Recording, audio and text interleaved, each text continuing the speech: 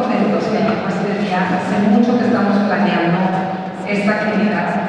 Y hoy, que es 23 de abril, precisamente se celebra el Día Internacional del Libro. Y este día tiene que ver con que el 23 de abril de 1616 fallecieron Cervantes, Shakespeare, Garcilaso de la Vega, y también un 23 de abril nacieron o murieron otros escritores eminentes como Hugo, Laxness, Nabokov, Joseph Frank o Manuel Mejía Vallejo. Y este día se empieza a celebrar desde 1926, o sea que ya tiene un buen, y nos da mucho gusto celebrarlo con Shakespeare. El año pasado, por los 400 años, se estuvieron haciendo muchísimas actividades con el tema de Shakespeare, pero aquí en la sinagoga siempre tratamos de vincular los temas generales con el tema judío. Entonces, pues la idea de vincular a Shakespeare con los judíos siempre ha sido un misterio, siempre ha sido un cuestionamiento, y aquí una muy querida amiga que Usagi me dijo, pues háblale a Sandy, que es la experta number one en Shakespeare, y yo creo que hoy se van a dar cuenta que tenían razón. Quisiera presentar brevemente, yo le pedí a Sandy que me mandara algún tipo de semblanza, y no se sintió muy cómoda con el tema, entonces mandó algo poco ortodoxo, y esto fue lo que mandó. Estudié sociología y después de varios años un reencuentro con la obra de Shakespeare, como si se tratara de un lejano amor de juventud, se volvió una especie de epifanía. Encontré respuestas que en otros ámbitos habían sido, por citar al propio William, trabajos de amor en vano. Y nuevas preguntas me abrieron un mundo de variedad infinita, como dice uno de sus personajes. Desde hace casi 15 años he dado clases a distintos grupos con el ánimo de contagiar esta pasión, de la cual espero no curarme. Por otro lado, Elías Masra Cohen encontró su vocación a los 5 años. Desde chiquito, con su titino, iba y era el show de las fiestas familiares. Le ahorraba una lana a los papás en los shows. Ha dado talleres de teatro, ha sido productor, director y actor. Hizo radioteatro en Rock 101. Y él fue fundador del grupo Separado de música y poesía Baradí, que está en pleno renacimiento y que se acaba de presentar aquí. Y pues quizás su producción más exitosa son Mis hijos. Yo les pido por favor que apaguen sus celulares o los pongan a vibrar, y los invitamos a la noche de museos, que es el próximo miércoles. A las 7 de la noche vamos a tener visitas nocturnas a esta sinagoga y a la sinagoga de al lado, que no está abierta al público, a la sinagoga Monte Sinai, y que vamos a tener oportunidad de visitar. El 18 de mayo, para celebrar el Día Internacional de los Museos, aquí se va a presentar un Western Cabaret de nuestra Divino, y bueno, pues bienvenidos a todos. Qué bueno que se atrevieron a venir un domingo al centro. Yo quiero dar la bienvenida a Sandy Bucay y a Elías Masra.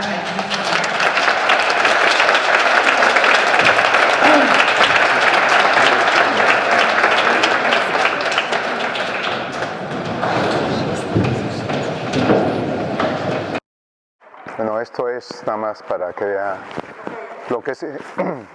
¿Está prendido el micrófono? ¿Sí? ¿Ya? No, esto es nada más para que vean lo difícil que es, o no sé cómo le hacían en esas épocas. Queríamos tomar un poco del sentimiento de la época. Para ambientarlos en el pleno siglo XVI. ¿No se oye? A ver. Les decía yo que esto era nada más un ardid para ambientarnos en el siglo XVI. Bueno, yo quiero darle las gracias a Mónica y a todo el personal de la sinagoga Justo Sierra por recibirnos hoy, y gracias a ustedes todos. En efecto, como decía Mónica en la introducción, es una fecha importante. Hoy conmemoramos a dos grandes, a Cervantes y a Shakespeare. motivo suficiente para poder reunirnos.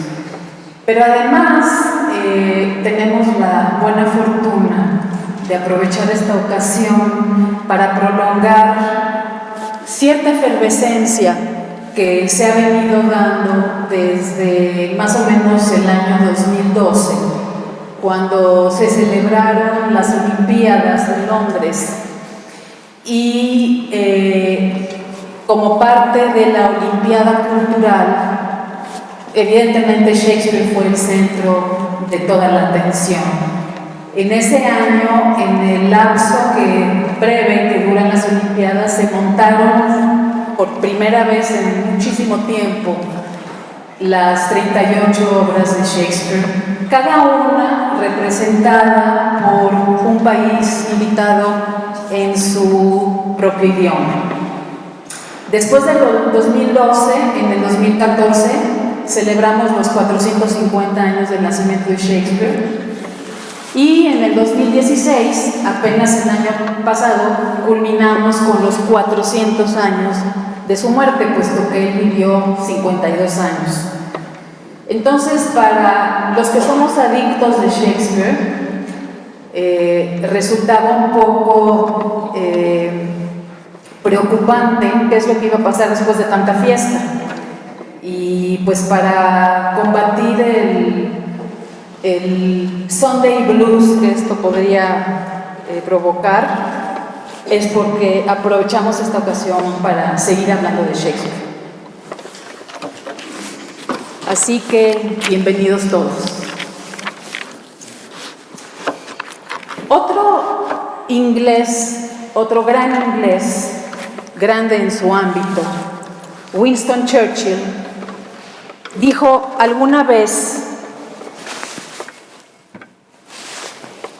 a propósito de las discusiones y debates, seguramente nada tersos, que se llevaban a cabo en la Cámara de los Comunes, la Cámara de Diputados, digamos, en Inglaterra, que las anécdotas son una especie de pasatiempos o extravagancias que dan brillo.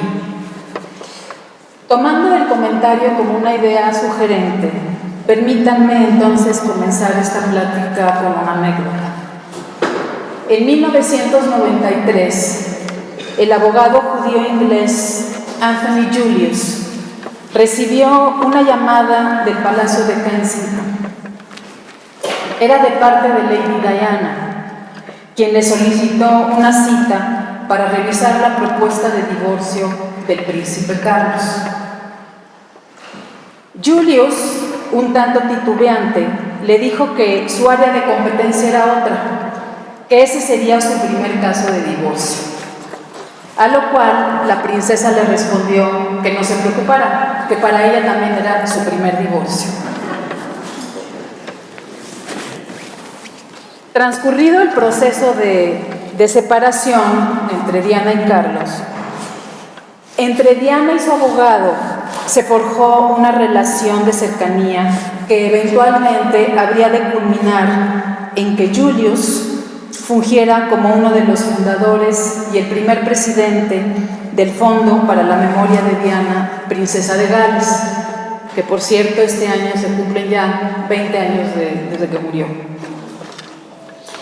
Esa familiaridad debió ser el motivo por el cual Julius hace una descripción más personal de aquella experiencia al referirse a su cliente en el prólogo a su libro sobre la historia del antisemitismo en Inglaterra, de la manera siguiente: estaba interesada en los judíos, pero no tenía idea alguna sobre ellos. Algo difícil de comprender porque en ese entonces había en Inglaterra, ¿sí se oye? Siento que había en Inglaterra alrededor de 300,000 judíos, una cifra que podemos considerar vigente, que no es nada insignificante, es la segunda comunidad judía más numerosa en Europa, después de la francesa. Y también, eso por un lado, y también porque, si recordamos, Diana era una persona muy activa en tareas filantrópicas. así que muy probablemente coincidió con algún miembro de la comunidad en más de una ocasión. Lo cual me lleva a enlazar esta referencia al tema que hoy nos ocupa. Además de su atenta lectura de la Biblia, ¿qué idea tenía el más grande de los escritores ingleses acerca de los judíos? Puesto que, sin ya haber judíos abiertamente practicantes en la Inglaterra de su tiempo, escribió sobre ellos y creó al más célebre judío de la literatura. Pero antes de responder a esta pregunta, hagamos un breve recorrido histórico para conocer algo de ese legado inquietante que Shakespeare y sus contemporáneos heredaron de sus predecesores. La historia de los judíos en Inglaterra, como la de otras diásporas europeas, es una combinación de pragmatismo, restricción de derechos y persecución. Los primeros judíos llegaron a Inglaterra en la segunda mitad del siglo XI, exactamente en 1066, con Guillermo el Conquistador, quien inaugura la dinastía normanda. Con este suceso se cierra toda la estirpe anglosajona y danesa que le precedieron, y empieza también la larga retahíla de conflictos entre Inglaterra y Francia, que habrá de culminar en la famosa Guerra de los 100 años, que fueron más de 100 años, pero en donde las disputas siempre fueron o por cuestiones territoriales o por derechos de herencia. Bien, en ese momento, mediados del siglo XI, el papel de esos judíos en el financiamiento de la corona inglesa fue decisivo para formar un Estado fuerte. Hay que decir también, por cierto, que Inglaterra fue el último país europeo en recibir judíos de las migraciones desde la Europa oriental. Y se dice con frecuencia que fue el primero en expulsarlos. Esto no es del todo preciso, porque antes de que lo hiciera Inglaterra, como vamos a ver en un ratito más, las primeras expulsiones se dieron en la parte central de Europa, digamos lo que hoy es Alemania, Silesia, la ciudad de Maguncia, etc. Ahí fue donde se dieron las primeras expulsiones. Y seguramente muchos de los judíos que emigraron de esa zona acabaron en Francia, y de Francia zarpan con Guillermo el Conquistador y llegan a Inglaterra.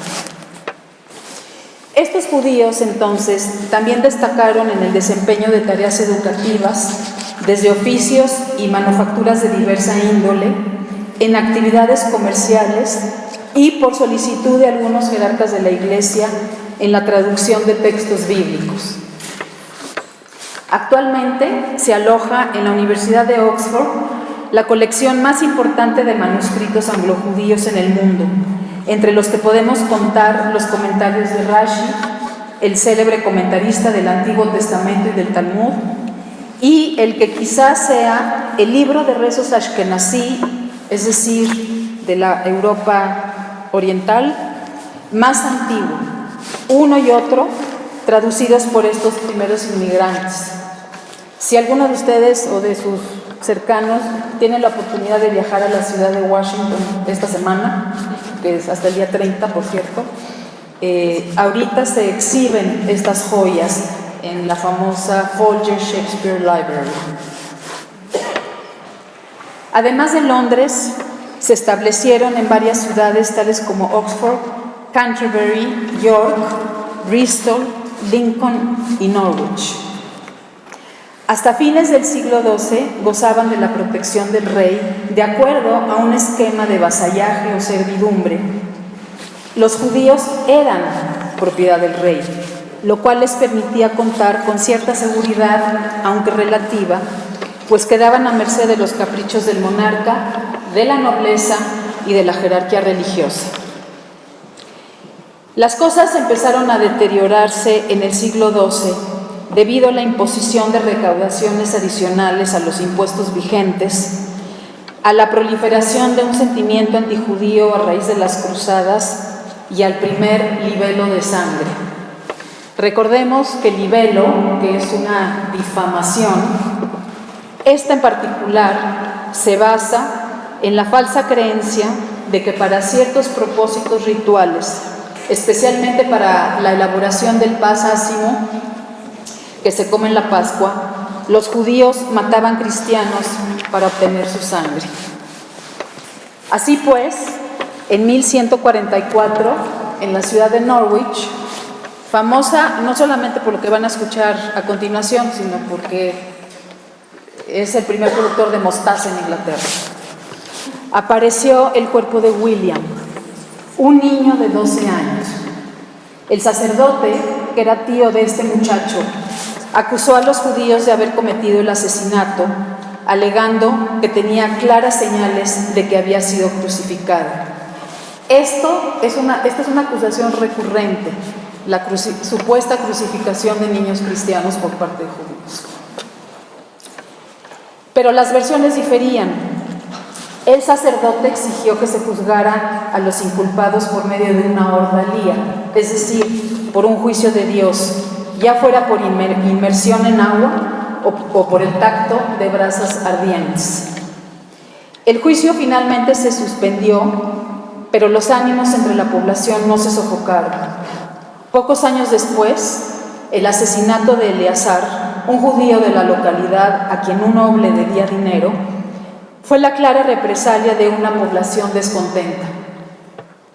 Después de 3 juicios que dividieron a las autoridades religiosas, entre los que sostenían firmemente que el niño había muerto a manos de los judíos y los que se mostraban escépticos, prevalecieron los que buscaban el martirio de William. El otro episodio relevante durante la Edad Media se dio en la ciudad de York, en 1190. Ya estamos a finales del siglo XII. Todo comenzó en Londres con la coronación del rey Ricardo, al que conocemos como Corazón de León. Se les había impedido a los judíos acercarse al sitio donde se llevaría a cabo la ceremonia, y un rumor de que el nuevo monarca había ordenado el exterminio de todos los judíos desató una serie de linchamientos. El rumor se irradió a todo el país, y en la ciudad de York, que no es una ciudad muy cercana a Londres, está como a 200 kilómetros, los judíos, temerosos por su suerte, le pidieron resguardo al vigilante del castillo de la ciudad, a lo cual él accedió. A la mañana siguiente, cuando éste regresó, los judíos, aterrorizados, le negaron el acceso. Furioso, el guardia volvió con el alguacil y un contingente de soldados y lugareños enardecidos. Los judíos fueron sitiados durante varios días hasta que la falta de alimento, evidentemente la falta de armas y la desesperación los condujo a cometer un suicidio masivo. Fue, por decirlo de algún modo, la masada inglesa.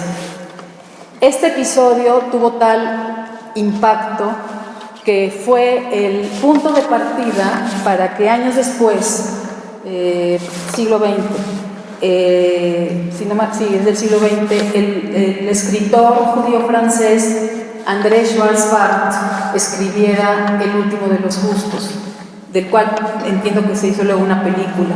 Y es precisamente este acontecimiento en York lo que detona toda la saga que escribe. 4 años después de este infame episodio, en 1194, se decretaron las ordenanzas de los judíos, mediante las cuales sus propiedades y posesiones quedaron registradas. El encono aumentaba. Un nuevo libelo de sangre surgió a mediados del siglo XIII. En 1255, en la ciudad de Lincoln, desapareció Hugo, un niño de 8 o 9 años. El relato que se divulgó fue que los judíos lo habían torturado, crucificado y asesinado, después de lo cual destriparon el cuerpo para cumplir con sus artes mágicas y arrojaron los restos al río, mismos que habían sido devueltos por la corriente, lo cual los obligó a enterrar el cadáver. Pero a la mañana siguiente, según la leyenda, el cuerpo de este muchacho reapareció en la superficie de la tierra y los presuntos victimarios, temerosos de ser descubiertos, lo arrojaron a un pozo en el que después de unos días el cuerpo supuestamente apareció flotando. A partir de este momento, la asociación entre el velo de sangre y el envenenamiento de pozos se convirtió en una especie de doble mito. Y esto lo podemos ver concretamente en la obra del contemporáneo y rival de Shakespeare, Christopher Marlowe, El judío de Malta, en donde el protagonista, el judío Barrabás, nada menos que el nombre,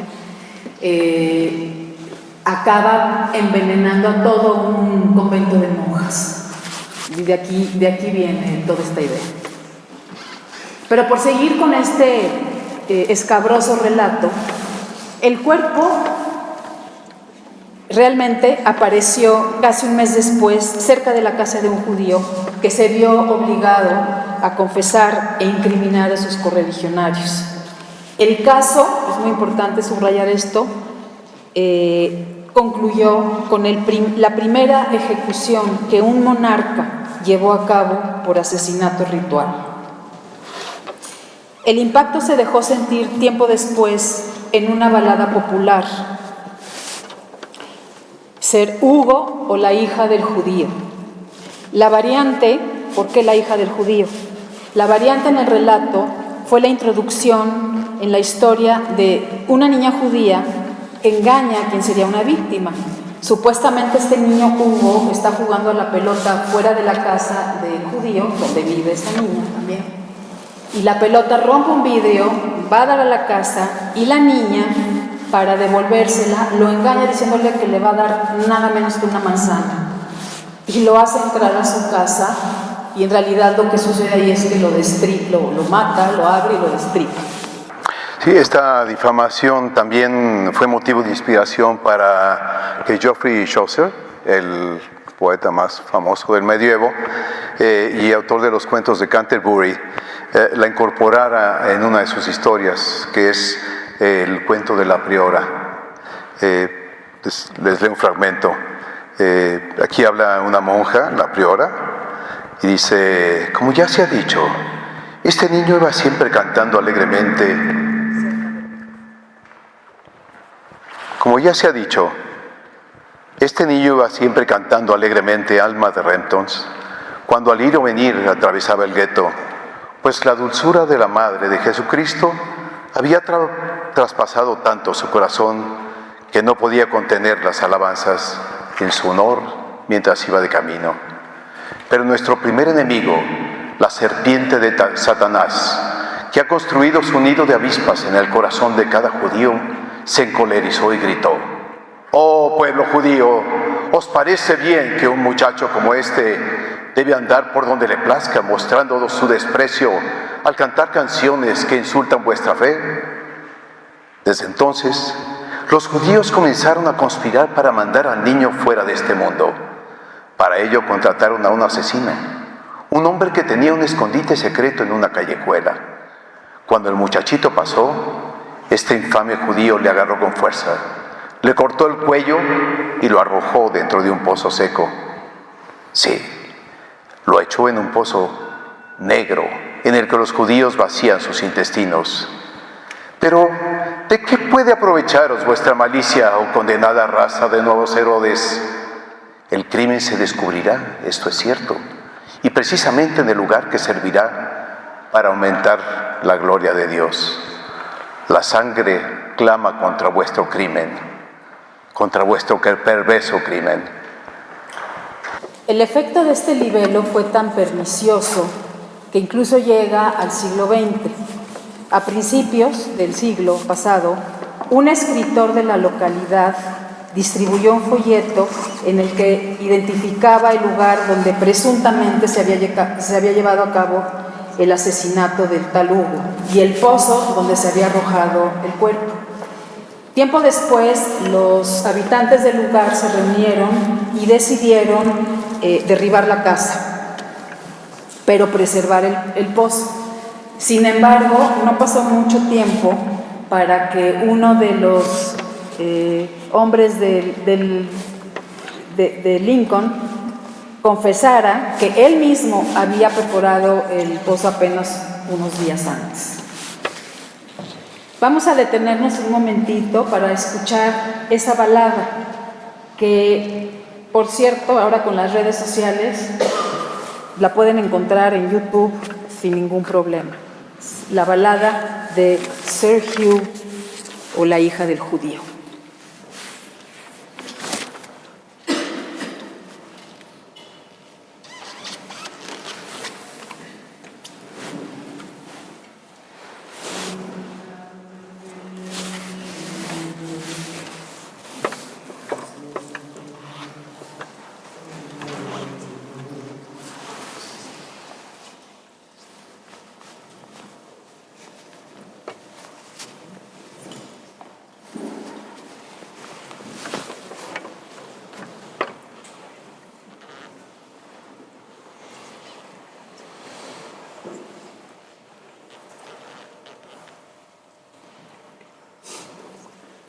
Es importante notar que a la fecha se siguen haciendo todavía nuevos arreglos e interpretaciones. Así es.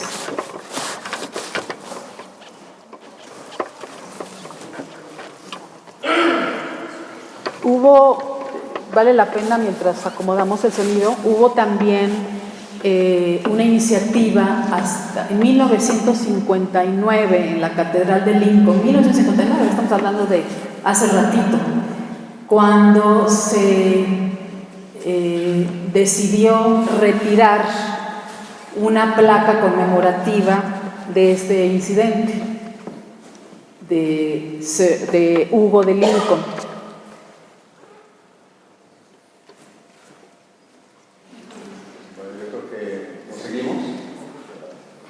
Ok, vamos a seguir mientras, si no lo escuchamos al final. Okay.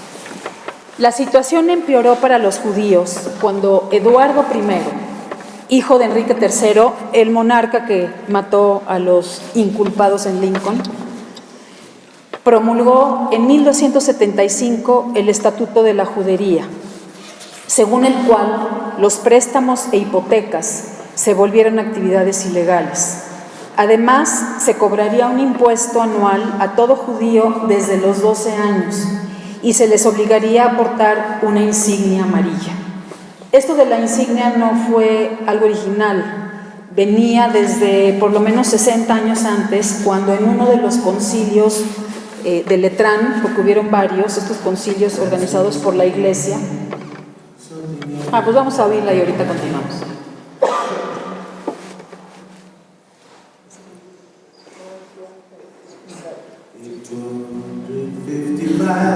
In the month of late July, little missing and nobody can say why. And on August 29, they found his body in a well by the house of Jude. Oh, that's what the man did tell. When trouble comes, it's always been the same. Somebody somewhere has to take away, and Jews only were made to pay the price for a bill of life, ritual sacrifice.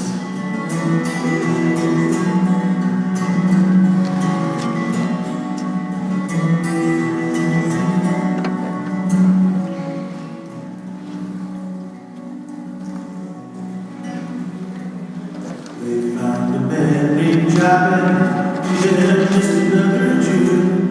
The reverend knew through Malaman through, see, is it new Malaman? Esta es otra versión. See, there is Es Malaman. Malaman too, when they Malaman. Then Newton come, the Jews' daughter says, will you come and die? I wanna come in, I canna come in with my living. Bien.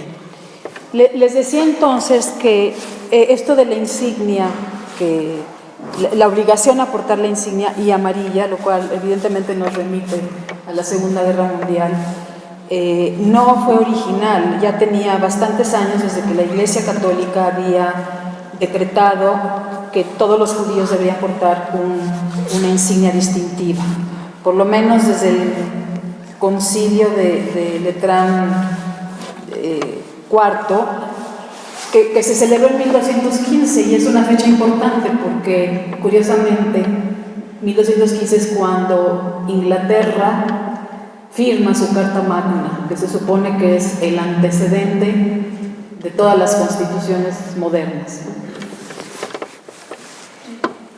La vida económica de las comunidades judías en Inglaterra se vio considerablemente mermada hasta culminar en un empobrecimiento generalizado, y esto por haber limitado aún más las actividades productivas de los judíos.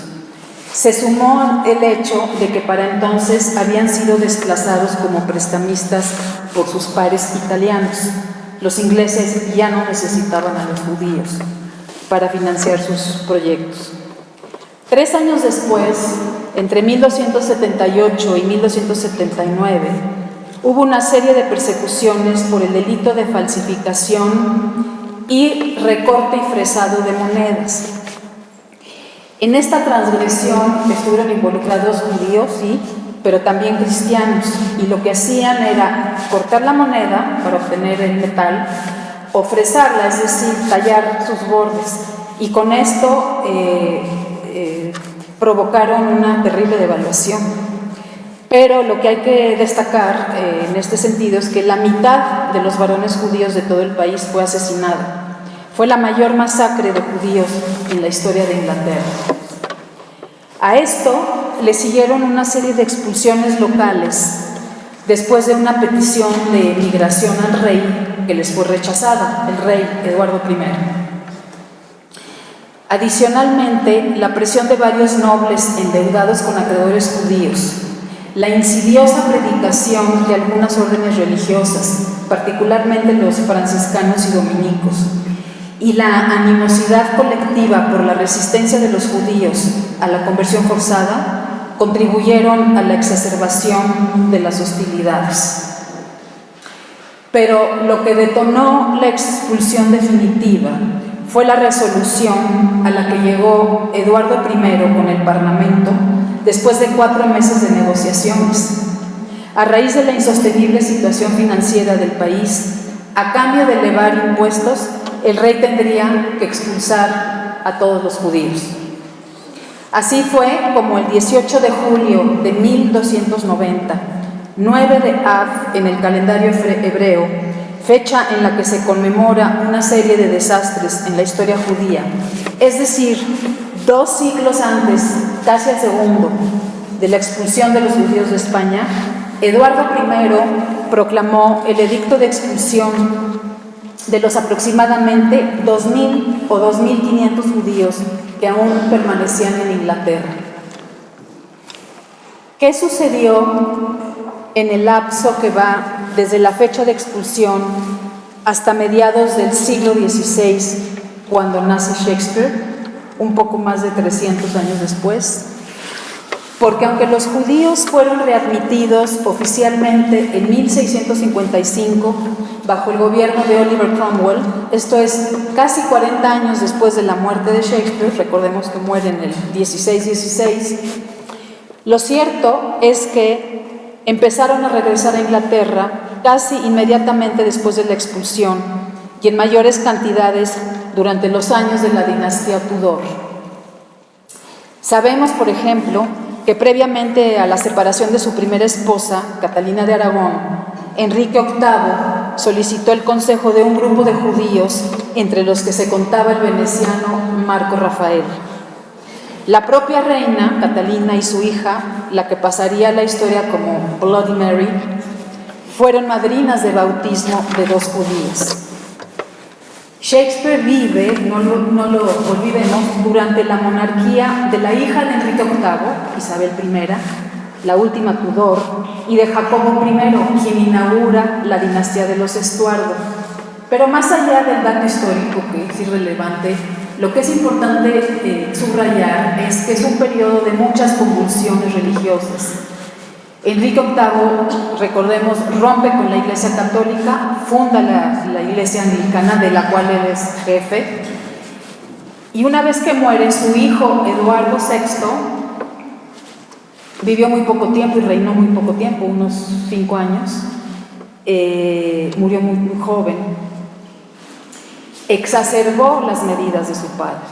Muerto Eduardo, sube también un lapso muy breve, la tal Bloody Mary, María, que es hija de Catalina de Aragón, súper católica, y ella hace una persecución implacable de protestantes. Entonces es volver al catolicismo, y luego viene Isabel I, su media hermana, y pues vuelve al protestantismo. Entonces en la sociedad inglesa se produjo un efecto muy corrosivo que tenía que ver con toda la sospecha respecto a la identidad religiosa del otro. Aunque estamos en el Renacimiento, la beta religiosa no deja de tener importancia. Es diferente a la Edad Media, pero sigue siendo una influencia decisiva en la identidad de las personas y de las comunidades. Y por eso era importante saber de qué manera distinguir a un católico de un protestante y a un protestante de un judío. Para entonces, la Inglaterra de Shakespeare, Inglaterra contaba con 4 millones de habitantes. Solo en Londres había entre 150 y 200.000 personas. Y dentro de ellos, un número aproximado de 10.000 extranjeros, es decir, habían franceses, italianos, suizos, daneses, holandeses, etcétera, y judíos. Apenas unos 200 judíos, no más, pero lo importante es que practicaban su vida como tales clandestinamente. Sí, conocemos de ellos por los registros de la Inquisición en Italia, en Portugal y en España, como el caso del testimonio de Gaspar López ante los inquisidores, en que dejó asentado que en Londres conocía a Alves López, quien en su casa tenía una sinagoga y vivía de la manera hebrea en secreto. Esta es la redacción del escribano. A esta sinagoga iban solo un día, en Shabbat, día al que acudían a la casa de Alves otros falsos cristianos que ascendían a unos 20, entre los que vio a Diego de la Roña y su esposa, Enrico de Tovar y su esposa, Jorge Díez, González de Capra y su esposa, Pedro, su hijo y su esposa, Antonio de la Roña, Ana Pinta y Rodrigo Pinto, su hermano, y otros de Londres cuyos nombres no sabe a la fecha. Y que es verdad que siempre que un falso cristiano refugiado proveniente de Portugal para ir a Inglaterra y Flandes y de ahí a Turquía o algún otro lado para poder conducir su vida como judíos, vienen a casa del mencionado Alves, quien les ayuda a ir a donde quieran para este fin. De entre los judíos conversos, quisiera destacar a 2. El doctor Rodrigo López, de origen portugués, quien fuera médico de la reina Isabel y que fue ejecutado públicamente en 1594 por haber sido injustamente acusado de formar parte de un plan orquestado por el rey de España, acérrimo enemigo de Isabel, Felipe II, para envenenar a la reina inglesa. Según el historiador de la época, William Camden, en el cadalso, López dijo que amaba a la reina tanto como a Jesucristo, lo cual, añade el cronista, viniendo de un hombre de la fe judía, provocó la risa de no pocos presentes. Fue, por decirlo de algún modo, el affaire Dreyfus de la época y tendrá resonancias en el Mercader de Venecia, como veremos más adelante. En este momento, Shakespeare tiene 30 años. El otro caso es el de Emilia Bassano, mujer muy bella y destacada compositora y escritora, descendiente de judíos italianos.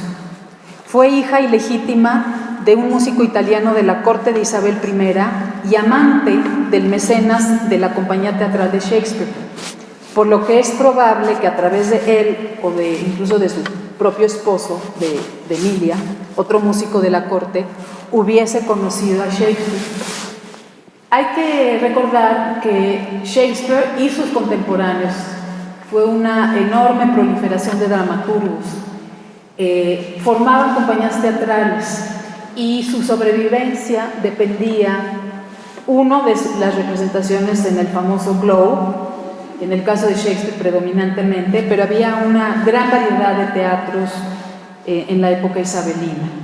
Y la otra era por representaciones en la corte, y es ahí por lo que el patronazgo o el mecenazgo era tan importante. De Emilia Bassano, algunos han conjeturado que posiblemente es la famosa Dark Lady o Dama Oscura que se menciona en los sonetos de Shakespeare. Dama oscura por el color de su piel y de su cabello, y a la que Shakespeare le dedica buena parte de sus sonetos, que dicen que es la insinuación de que además eran amantes, pero eso no está del todo comprobado. Pero si bien es El mercader de Venecia la obra con la que solemos relacionar a Shakespeare y los judíos, esta no es la única en la que los menciona. En Mucho ruido y pocas nueces, o Tanto para nada, Much Ado About Nothing, nos encontramos con la pareja más peleonera, pero sorprendentemente la mejor avenida de todo Shakespeare, Benedicto y Beatriz. Se gustan, pero se están haciendo la guerra y se están haciendo del rogar todo el tiempo. Hay una escena en la que Benedicto se queda solo una vez que Beatriz se retira, después de avisarle, muy de mala gana, que sus compañeros lo esperan para cenar. El tono de burla es evidente en el remedo que él hace de las palabras de la desdeñosa mujer, ante quien él también disimula desinterés. Contra mi voluntad me han enviado a llamarte para cenar. Esto tiene doble sentido. No tomé más molestias por tus gracias que las que tú tomaste por agradecerme. Es como decir, cualquier molestia que me tomo por ti es lo mismo que dar las gracias. Si no me compadezco de ella, soy un pillo. Si no la amo, un judío. En Los dos caballeros de Verona, Lanza, el sirviente de Proteo, aparece con Crab, su perro, el único perro que aparece en todo Shakespeare, al que reprocha su insensibilidad en un monólogo cómico por no mostrar aflicción alguna ante su inminente partida que lo obligará a abandonar a su familia. Es una piedra, un verdadero pedernal, y no hay en él más compasión que en un perro. Hasta un judío habría llorado al ver nuestra partida. Y en la misma obra, un poco más adelante, Lanza y Relámpago, el sirviente de Valentín, el otro caballero de Verona, conversan sobre lo que opinan acerca de los amoríos de sus respectivos amos. Lanza le dice a Relámpago: Pues te digo que tanto me das y chicharra de amor. Si quieres, vienes conmigo a la taberna. Si no, eres un hebreo, un judío, y no mereces llamarte cristiano. ¿Por qué? Porque no tienes bastante caridad de ir de parranda con un cristiano. ¿Irás?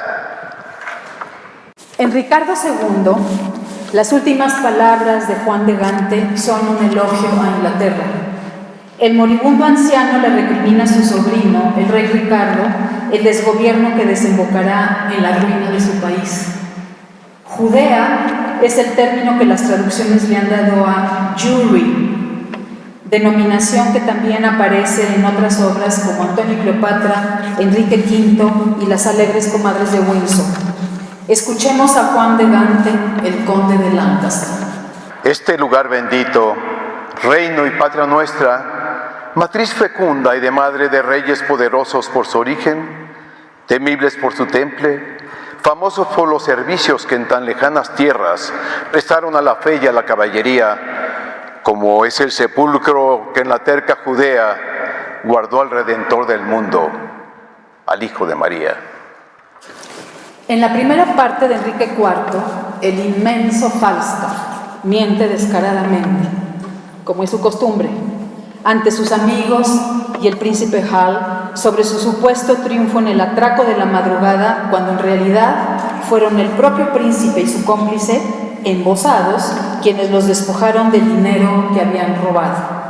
Cuando uno de sus secuaces lo corrige, Falstaff le revira: Silencio, canalla. Los maniatamos a todos, del primero al último. Y si miento, soy un judío. Un hebreo judío. Una de las brujas enlista todo lo que ha de contener el caldero hirviendo en Macbeth. Diente de lobo, escama de dragón, momia de bruja, garguero y estómago de voraz tiburón de agua salada, raíz de cicuta de noche arrancada, de infame judío, hígado blasfemo, bilis de cabra y raeduras de tejo. Y llegamos al Mercader de Venecia. El Mercader de Venecia es una obra inquietante, una comedia incómoda.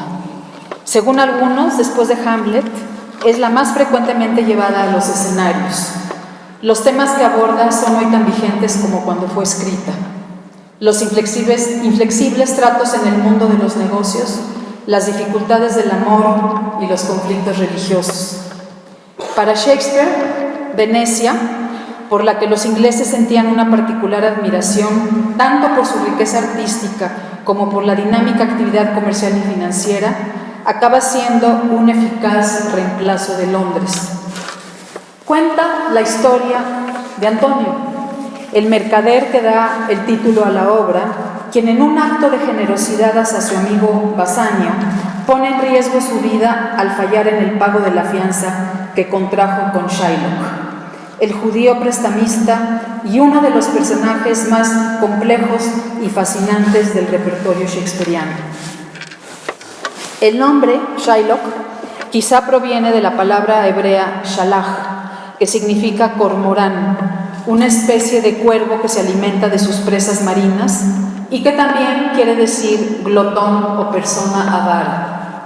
Según otros, proviene de Shala o Shelach en hebreo, nieto de Sem o Shem, el hijo mayor de Noé y padre de Eber, de donde proviene la palabra hebreo. Todo esto lo encontramos en el libro de Génesis. Finalmente, hay quienes sostienen que deriva de una palabra inglesa del siglo XVI, Shylock o Shallock, que alude a un holgazán reprobable. Si bien Shylock solo aparece en 5 de las 20 escenas, su impacto es tal que cuando la obra fue registrada, el título alternativo fue El judío de Venecia, eco de su muy popular predecesora, que mencionábamos hace un rato, El judío de Malta, de Christopher Marlowe. Shylock no disimula su odio a Antonio. Este lo ha maltratado en los negocios, un ámbito de por sí despiadado, y lo ha humillado como judío. Shylock carga a cuestas las afrentas milenarias de su pueblo y Antonio encarna al enemigo atávico. Lo odio porque es cristiano, pero más porque con ruin insensatez presta dinero gratis, haciendo así bajar la tasa de intereses en Venecia. Si alguna vez le puedo atrapar, cebaré el ancestral rencor que por él siento. Él odia a mi sagrado pueblo y se burla incluso en reuniones de mercaderes de mí, de mis contratos, de mi justa ganancia que él llama usura. Maldita sea mi tribu si lo perdono. La palabra usura, que significa el resultado del uso del dinero, se ha fundido con el fardo del insulto hasta volverlos indistintos.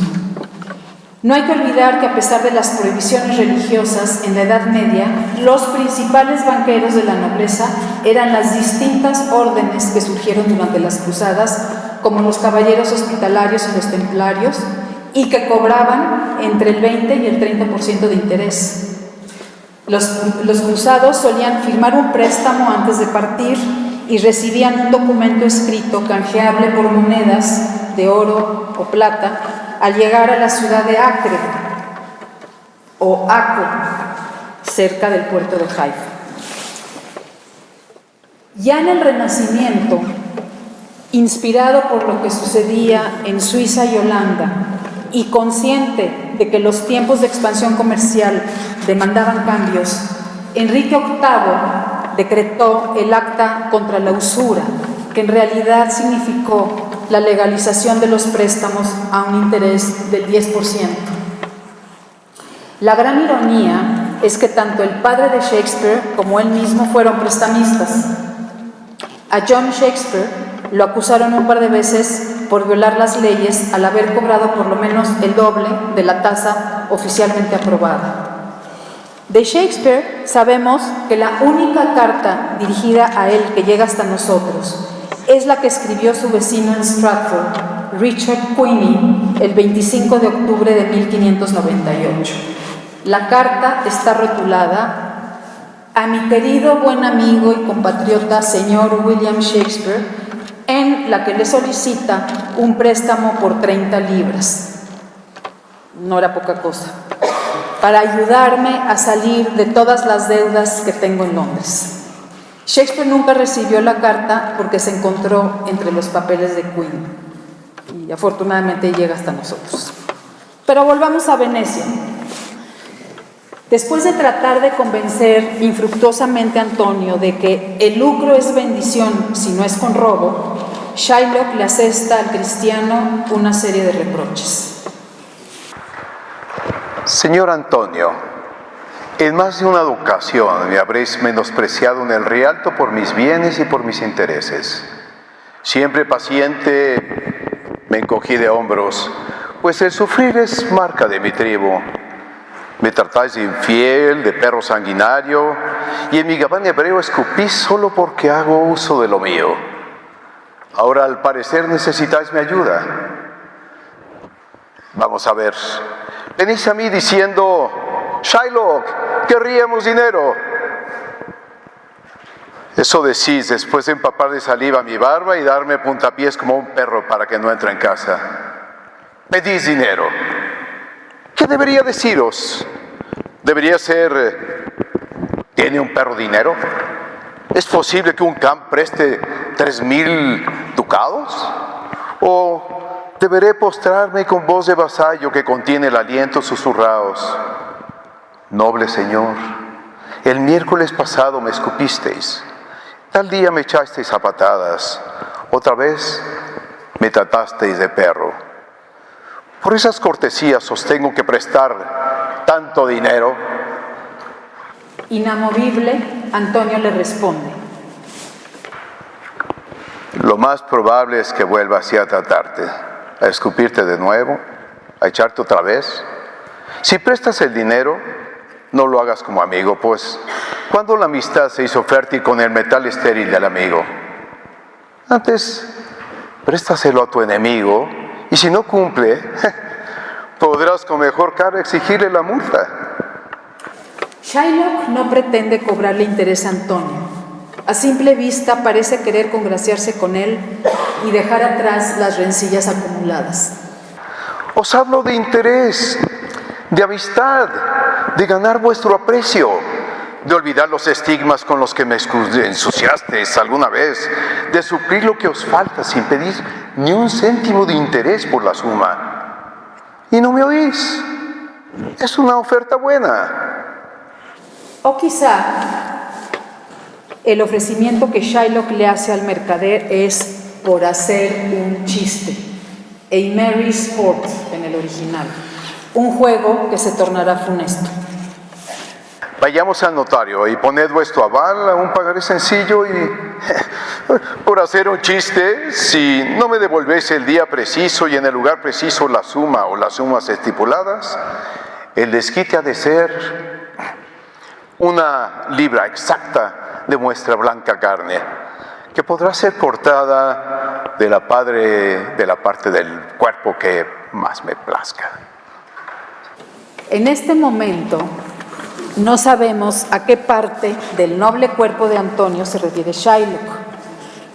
No es difícil suponer que un espectador de la época haría el enlace con la circuncisión del prepucio y por lo tanto con el área de los genitales. Además, flesh en el siglo XVI significa pene.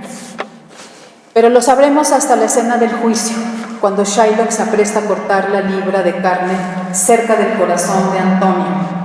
Y esto tiene una conexión con la idea presente tanto en el Antiguo como en el Nuevo Testamento de la circuncisión del corazón. Por ejemplo, en Deuteronomio leemos: y circuncidará Jehová tu Dios tu corazón y el corazón de tu simiente, para que ames a Jehová tu Dios con todo tu corazón y con toda tu alma, a fin de que tú vivas. Este es el momento en que el pueblo judío está entrando a la tierra prometida. Pero para no desviarnos mucho en cuestiones bíblicas, porque el tiempo no nos da, dejemos por sentado que con el tiempo la expresión libra de carne, a pound of flesh, se ha usado como equivalente de una exigencia justa pero irracional. No es del puño de Shakespeare, en consonancia con su tendencia a recurrir a otras fuentes para fraguar sus historias, la tomó de un par de obras previas. Pero es cuando su hija Jessica, la hija de Shylock, huye con un cristiano, con Lorenzo, llevándose sus monedas y joyas, cuando el deseo de venganza en Shylock se recrudece.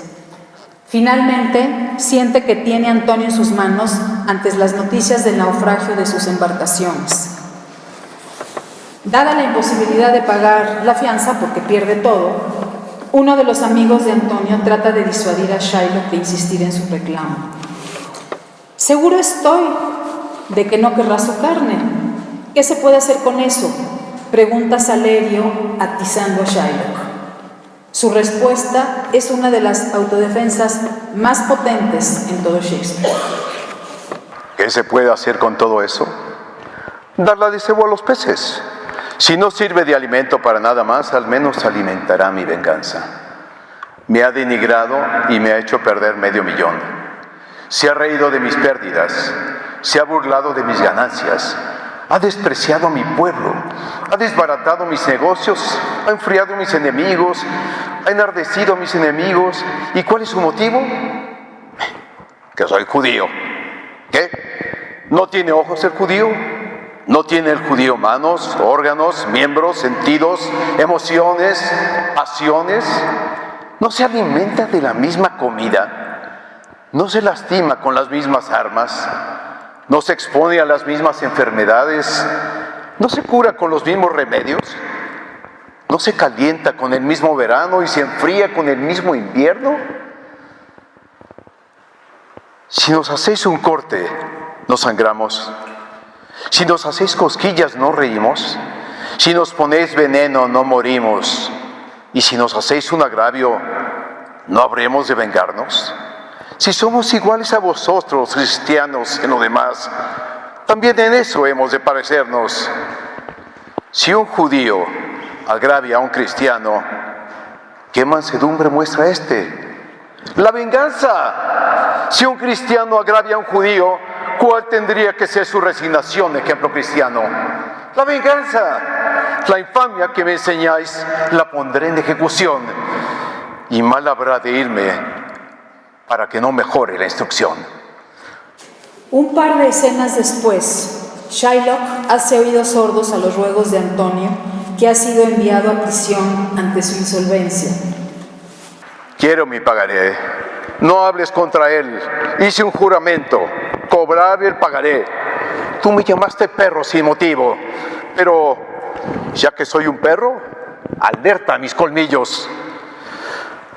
Quiero mi pagaré, no oigo lo que dices, quiero mi pagaré, no digas más. No voy a ser un necio débil y obcecado que mueve la cabeza, se aplaca y suspira y cede a ruegos de cristiano. No me sigas, no quiero palabras, quiero mi pagaré. Pagaré, en inglés bond, palabra que también significa lazo. Los destinos del mercader y del judío de Venecia quedarán inexorablemente atados.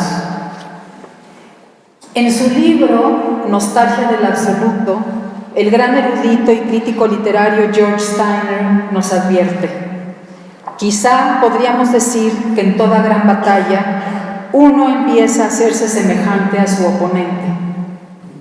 Shylock se vuelve tan implacable como sus detractores, pero a diferencia de ellos, su condición es precaria.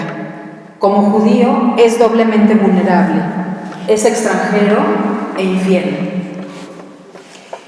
En la escena del juicio, la escena climática de la obra, Shylock desafía a la Venecia que lo ha denigrado y se rehúsa a doblegarse a las exhortaciones del duque para perdonar a Antonio. Dice el duque, Shylock, el mundo piensa, y yo también, que solo ostentas este aire de maldad hasta el desenlace para después mostrar pena y misericordia aún más raras que esta rara crueldad que aparentas. Y mientras ahora exiges el desquite, una libra de carne del pobre mercader, luego renunciarás no solo a la pena, sino que movido por una humana bondad, perdonarás gran parte de la deuda, mirando con piedad las pérdidas que se han amontonado a sus espaldas, capaces de hundir a un rey de mercaderes y arrancar con pasión sobre su estado a pechos de metal y a corazones pétreos, a los turcos más fieros y a tártaros, nunca muy diestros en la cortés ternura. Judío, esperamos una gentil respuesta. Pero Shylock, inapelable, le responde: Ya he informado de mi intento vuestra señoría, y por nuestro sagrado sábado juré exigir el castigo y la deuda estipulados. Y si me lo negáis, caiga la maldición sobre vuestras leyes y la libertad de vuestro estado. Me preguntaréis por qué prefiero recibir una libra de carroña y no 3,000 ducados. Solo responderé que tal es mi capricho. ¿Está respondido así? ¿Qué pasa si una rata turba mi hogar y yo quiero gastar 10,000 ducados en suprimirla? ¿Os gusta la respuesta? Hay quien no soporta ver en su mesa un lechón, quien enloquece con solo ver un gato y quien al oír sonar la gaita en sus narices no puede contener la orina, puesto que el instinto, señor de las pasiones, las gobierna a su gusto, según lo que le agrada o le repugna. En cuanto a vuestra pregunta, pues no se aduce ninguna sólida razón para no soportar un lechón con boca abierta, o la vista del necesario gato inofensivo, o la gaita lanuda, que no sea la de por la fuerza tener que someterse a esa venganza inevitable de ofender, siendo uno el ofendido.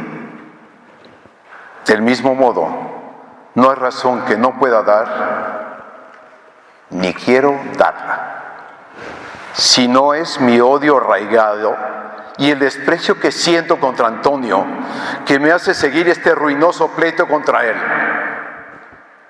¿Os place mi respuesta? Su contundencia y su elocuencia no serán suficientes. Venecia, su gobierno y sociedad se empeñarán en degradarlo y lo logran. Líneas adelante, Antonio, dirigiéndose a su amigo Bassanio, quien intenta aplacar a Shylock, dice: Recuerda, te lo pido, que hablas con el judío. Es como si fueras a la orilla del mar y a la marea alta le pidieses bajar. Es como si al lobo preguntases por qué hizo a la oveja balar por su cordero. Es como si prohibieras a los pinos mover sus altas copas y hacer ruido cuando el soplo del cielo las agita. Es como si con el más duro esfuerzo tratases de ablandar. ¿Existe algo más duro? Su corazón judío. Por tanto, te ruego, no le hagas más ofertas ni uses otros medios, sino que con la máxima brevedad y sencillez tenga yo mi juicio y el judío lo suyo. Shylock es su propio abogado. Antonio lo acompañan otros venecianos. Entre ellos destaca Graciano, quien sin duda es el personaje antisemita más virulento de la obra, Se dirige a Shylock con palabras punzantes. Maldito seas, perro judío. Maldita la justicia que vivir te permite. Hacéis que dude de mi fe y que, como Pitágoras, piense que se encarnan las almas de los animales en cuerpos de hombre. Tu espíritu salvaje vivió dentro del lobo que ahorcaron por masacrar a hombres, y su cruel alma se escapó de la horca para adentrarse en ti cuando aún habitabas en tu sucia madre, pues que son tus deseos los de un lobo, insaciables, voraces, sanguinarios. Los pitagóricos creían en la transmigración de las almas, de ahí la mención que hace Graciano, según el cual en Shylock habita un alma lobuna. Sabemos que el patronímico López proviene de lobo. Y aquí la alusión que hacíamos antes sobre el médico de la reina Isabel, incriminado por tramar su muerte. ¿Acaso, interroga Stephen Greenblatt en su libro Will in the World, no es ese lobo ahorcado, Rodrigo López, cuya muerte en el cadalso Shakespeare pudo haber presenciado y cuyos ecos escuchamos en este Parlamento? Porcia, la esposa de Basanio, vestida de doctor en leyes para defender a Antonio, intenta disuadir a Shylock de proseguir con la querella. Pronuncia uno de los parlamentos más apasionados y multicitados de la obra.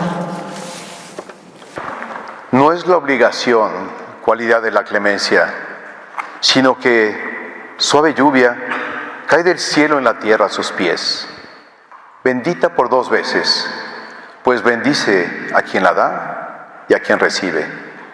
Poderosa entre que tiene más poder, adorna mejor que la corona al monarca en su trono, pues el cetro representa la fuerza del poder temporal y es atributo de majestad y de respeto, y de donde emanan el temor y el miedo que nos inspira un rey.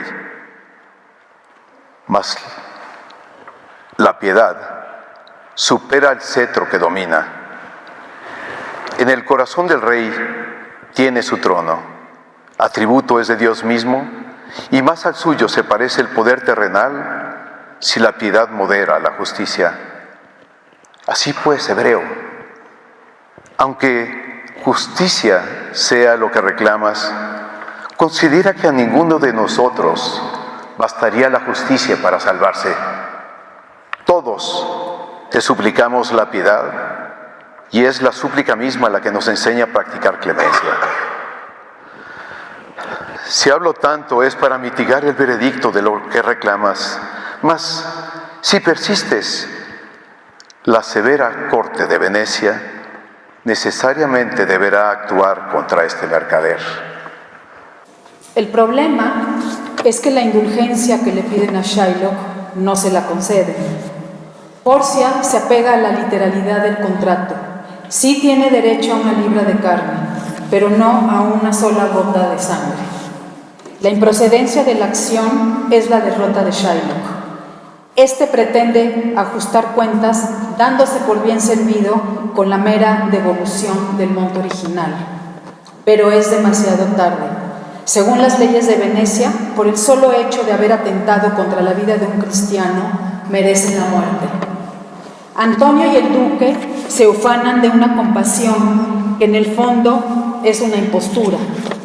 Shylock tendrá que dar una parte de su patrimonio al Estado y la otra a Antonio, quien le da la estocada final. El judío, además, ha de convertirse al cristianismo. La muerte de su identidad, su muerte espiritual, es la alternativa a su muerte física. Es así como Shylock pierde todo: a su hija, sus bienes y su fe. Ante la sentencia de la conversión forzada, eso sí del puño y letra de Shakespeare, puesto que no aparece en ninguna de las fuentes que conoció, Shylock, abatido, responde: I am content, estoy satisfecho, y pide retirarse. Su malestar es nuestro. Shylock sale definitivamente del escenario, aunque la obra aún no termina. Nos aguardan 3 bodas, lo que hace que esta obra sea considerada una comedia. Pero el final, en los jardines de Belmonte, no basta para aliviar el doloroso desenlace de Shylock.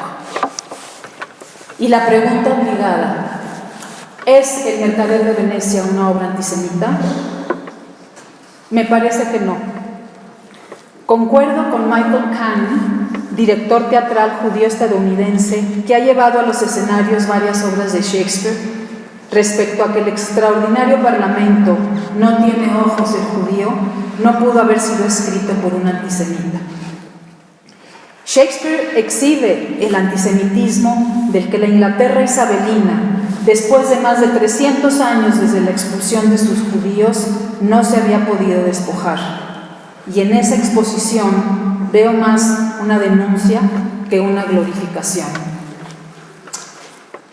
Por consideraciones de tiempo y costo, las obras de Shakespeare suelen cortarse. La decisión que tome el director al respecto exalta o delata su interpretación. Por ejemplo, Porcia, que no solo habla de misericordia y es incapaz de darla, también es racista. Cuando uno de sus pretendientes, entre los cuales estaba Bassanio, pero no era el único, estaba el príncipe de Marruecos, fracasa en sus intentos por conquistarla y se retira, ella dice: que todos los de su aspecto tengan la misma suerte. Mantener o suprimir esta línea, esta breve línea, puede hacer toda la diferencia en nuestra apreciación del personaje. Y es precisamente con Shylock, el extranjero, que puede señalar a la Venecia farisaica, el medio a través del cual Shakespeare critica a la Inglaterra, que en plena consolidación de su poderío imperial iba a África en busca de esclavos. Hay entre vosotros muchos a quienes compráis como esclavos, a quienes como asnos, perros, mulas, haces trabajar en las tareas más serviles y abyectas, y solo porque habéis pagado por ellos. ¿He de ser yo quien diga que los dejéis en libertad? ¿Que los caséis con vuestras hijas? ¿Quien pregunte por qué bajo su carga sudan? ¿Y por qué no son sus camas blandas como las vuestras y sus paladares regalados con los mismos manjares? Vosotros respondéis: los esclavos nos pertenecen. Fue hasta principios del siglo XIX cuando el actor Edmund Kean humanizó a Shylock. Ya no era el hombre encorvado de nariz ganchuda, desaliñado y repugnante de las versiones anteriores, sino un hombre que despertaba compasión por el trato injusto que una sociedad intolerante e hipócrita había ejercido contra él. Para el nazismo, la obra fue una herramienta de propaganda. El énfasis era previsible. Shylock era un desalmado usurero, un repulsivo villano con intenciones asesinas. Solo en 1933, el año en que Hitler fue nombrado canciller, la obra se montó 86 veces y fue transmitida por radio. Las escenas de Jessica y Lorenzo, la judía y el cristiano, se suprimieron o alteraron. Un crítico vociferó orgulloso que se trataba de la postura de Shakespeare a favor de la pureza racial. Después de la guerra, la interpretación del reconocido actor alemán Werner Krauss cimbró el escenario. Su Shylock era un judío enloquecido. Los movimientos de sus manos fingían ser garras. Rezongaba y berreaba de un lado a otro, escupiendo y pateando enfurecidamente. En 1948, al comenzar el proceso de desnazificación, Krauss compareció ante un tribunal en Stuttgart en el que se le acusaba por su producción tan perturbadora. Él se defendió diciendo que solo seguía órdenes. Se vio obligado a pagar una multa y mantenerse al margen de su actividad actoral durante algún tiempo, después del cual retornó consiguiendo varios premios. Pero a partir de 1945, el mercader de Venecia ha sido objeto de varias miradas, entre las cuales cabe destacar la producción de George Tabori, judío húngaro y sobreviviente del Holocausto, quien hizo un montaje que incluía una obra dentro de la obra, Los prisioneros del campo de concentración de Theresienstadt montan la obra para los guardias nazis. En 1999, Tibor Egerbarry, dramaturgo judío canadiense, escribió El mercader de Venecia en Auschwitz, influenciado por las experiencias del escritor y también sobreviviente del Holocausto, Primo Levi. En Israel, esta obra nunca ha sido muy popular, pero para Barry Kyle, la producción que hizo en 1980, el móvil era muy claro. La escena de la conversión debía ser omitida. Dentro del enorme caudal de versiones, vale la pena destacar la adaptación que hizo Julia Pascal, dramaturga y directora teatral judía inglesa, en el año 2006. Sara, la protagonista, visita el gueto judío en Venecia, que por cierto el año pasado se cumplieron 500 años de su fundación. Y casualmente se entera que se está llevando a cabo una producción del Mercader de Venecia. Las escenas de la obra se intercalan con las de esta nueva historia. La actriz que interpretó a Sara fue la actriz británica nacida en Polonia, Ruth Posner, que de niña huyó del gueto de Varsovia. A los 12 años se escondió con una tía, haciéndose pasar por católica. Sus padres murieron en Treblinka y Ruth pasó los últimos meses de la guerra trabajando como esclava. La liberación llegó cuando los aliados bombardearon el tren repleto y cuyo destino era Auschwitz. Dice Julia Pascal. Ubiqué a Ruth en el centro del escenario. Observa un grupo de actores ensayando con el vestuario en el gueto de Venecia de hoy. Interactúa con Jessica, la hija de Shylock, y durante el romance de las escenas poéticas de los cofres, revela un momento terrible de amenaza sexual cuando estuvo escondida. Pero lo más importante es cómo una sobreviviente del Holocausto está viendo el mercader de Venecia. En el libro Shakespeare, la invención de lo humano, el crítico literario Harold Bloom dice que habría sido mejor para los judíos que Shakespeare, a quien por cierto considera su Dios mortal, no hubiese escrito esta obra. Julia Pascal no coincide. La adaptación y dirección de este trabajo significa para mí la culminación de años pensando sobre Shylock, los judíos de Inglaterra. Mi abuelo fue un prestamista fracasado en Dublín. Mi padre, cuyos primos fueron asesinados en la Lituania católica, sentía gratitud hacia Inglaterra por la libertad que le ofreció. Cuando cursé literatura inglesa en la Universidad de Londres, me quedé estupefacta al descubrir que esta Inglaterra, que había cobijado a mis abuelos refugiados, también poseía una herencia literaria veteada con antisemitismo. Lo descubrí en Chaucer, Thomas Nash, T.S. Eliot, el Macbeth de Shakespeare, en Dickens y en otros lados. Me hizo reflexionar sobre cómo conectarlo con mi identidad inglesa y judía. Parada en el gueto de Venecia hace un año, me di cuenta que la respuesta yace en este texto. En el espacio vacío del gueto, sentí la presencia de los fantasmas de la Inquisición, de la Italia de Mussolini y sobre todo de esos judíos que llenaron la imaginación de Shakespeare.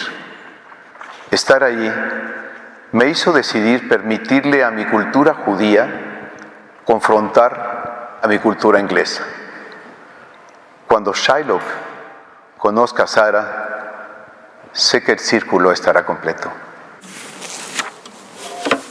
Fuera de los escenarios y de la pantalla, la resonancia de esta obra perdura hasta nuestros días. En 2014, el entonces vicepresidente Joe Biden se tuvo que disculpar por haberse referido como Shylocks a ciertos proveedores de servicios financieros que abusaron de sus clientes, entre ellos algunos miembros del servicio militar. Se oyó como una parodia de los años inmediatos al fin de la Primera Guerra Mundial, cuando al solicitar el pago de la deuda por gastos militares a los Estados Unidos se les designó burlonamente como tío Shylock. Desde las puestas en escena en la corte del rey Jacobo I, en 1605, hasta el Shylock de Jacob Adler en Broadway, que habla en yiddish, muchos han abrevado de la riqueza de estas criaturas shakespearianas. Vuelvo a las esclarecedoras palabras de nuestro abogado Anthony Julius sobre Shakespeare. Es un maestro al volver convincente distintas voces. Su don principal fue su experiencia como actor. Nos ofrece una educación humanista, no un sermón moral. Su genio radica en su mente abierta, su inmunidad frente al sesgo, su capacidad de ver ambos lados de una cuestión y entender de igual manera a todos. Pero las palabras de nuestro William son insuperables. Cuando Hamlet habla con los actores que llegan a Elsinore para montar una obra, les da una serie de consejos. Nos recuerda cuál es el propósito de su oficio, mismo que el príncipe danés disfruta y admira tanto. Lo mismo al principio que ahora fue y es presentarle, como quien dice, un espejo a la naturaleza, mostrar a la virtud sus propios rasgos, al desdén su propia imagen y a la edad y al cuerpo mismo del tiempo su forma y su sello. Muchas gracias.